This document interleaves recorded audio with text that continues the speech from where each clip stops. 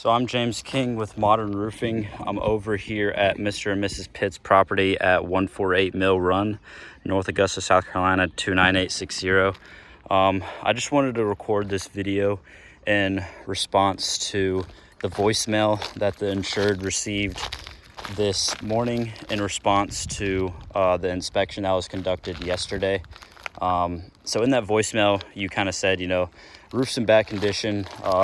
Everything that you saw was due to granular loss. And so I just wanted to create a video kind of responding. The point of this video is just to review some additional documentation, just discuss the findings that was presented yesterday and new findings that I found today, and kind of discuss the current scope of work. So you mentioned that the vents right here had storm damage on them, obviously caused by hail, and the windscreens also had hail damage on them. So if hail damage hit these vents, obviously, and the windscreen over there, obviously hail damage hit this roof. So since obviously granular loss is present on this roof. This roof is in really poor condition. You can see here, most of the granulars probably have about 40 to 50% granulars, and that is all throughout this roof. But that does not negate the fact that hail damage is present. Obviously, the hail damage is not going to look like typical wind damage. Not wind damage, hail damage, because hail damage on a 5-year-old roof is going to look a lot different than hail damage on a 20, 25 plus year old roof with this much granular loss. But it's still possible to find the hail damage as long as whoever is looking for it knows exactly what they're looking for. So that's what I wanted to go over.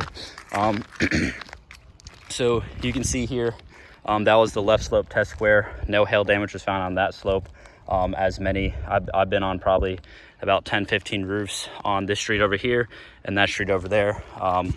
There's no hail damage coming from most of these roofs. Don't have any hail damage on this north facing slope. So obviously on the data loss, when the hail came through, it most likely came in a direction from this way, etc.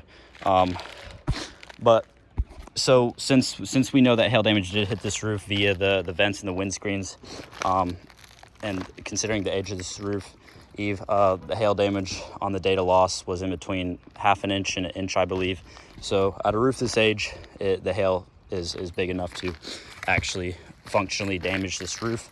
So when looking for hail damage, basically this is what a hail hit's going to look like. Right here is a good example. It's going to be a circular indentation in the roof. You can see the granulars surrounding the hail hit, and the granulars pushed down into the actual hail hit is on a different plane. So you can see the granulars. I'll try to show as best as possible. The granulars pushed down. You can tell the granulars have been pushed down, which means it has been impacted by something. And you can see when I press down on it, it's real soft. That's just kind of proof that the batting is punctured due to something impacting the shingle. You can see where there isn't any hail, the shingle is firm. So that's kind of what the hail looks like. There's also hail. A lot of this is documented and already submitted into the claim, but just wanted to go over it again. There's also hail all over the hip caps, the ridge caps over here, which I'll go to right there. So that's all I wanted to do, just a quick little video. Basically, on that voicemail, you kind of confirmed that hail did fall on this roof, but you aren't seeing any actual hail damage. And of course, there is granular loss. I'm not denying the fact that there is granular loss present on this roof, but that doesn't negate the fact that there can still be hail damage. Hail damage could still be identified.